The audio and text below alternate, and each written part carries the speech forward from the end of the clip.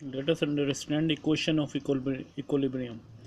So there are two kind of objects what we are dealing mostly. One is particle and second is rigid body. We have discussed that in a particle can have only translatory motion. So if we classify or we divide the motion of a particle along three axes, so x axis, y axis and z axis.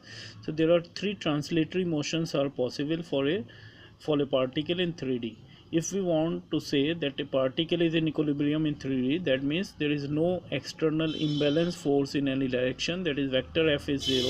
It will have three components fx, fy and fz.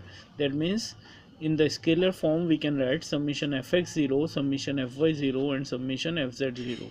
That means we can have three equation of equilibrium for a particle if it is in 3D and it is under equilibrium.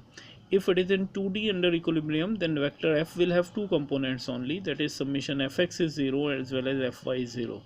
So mostly at the initial level we used to have 2D equilibrium problem of the particle. Any kind of spheres, cylinders etc. are taken as particles where a concurrent force system is made.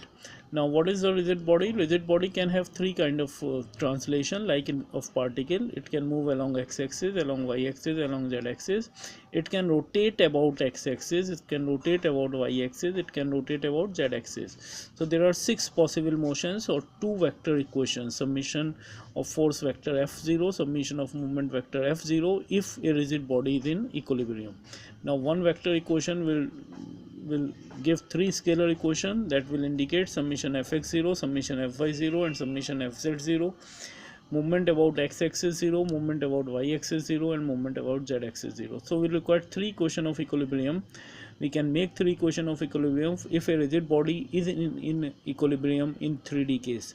If it is 2D case, then we can have only three kind of possible motion. One is motion along x-axis, motion along y-axis and rotation in xy plane. This is rotation about z-axis, which is coming out like this, perpendicular to this. So this is translation along x-axis, translation along y-axis, and rotation in xy plane is rotation about z-axis. So if a rigid body is in 2D and in equilibrium, we can have summation fx0, summation fy0 and movement in xy plane or movement about z-axis is 0. So here we can make three equations. Here we can have 6 equation, here we can have 3 equation, here we can have 2 equation. This is very useful because from this we can find out, because the number of equation will lead to number of unknowns. So we can solve as many unknowns as many equations are there. That is going to be very crucial decision when we are picking up the problem of free body diagram and solving it by equation of equilibrium. So we can solve as many number of unknowns as many equations we can make.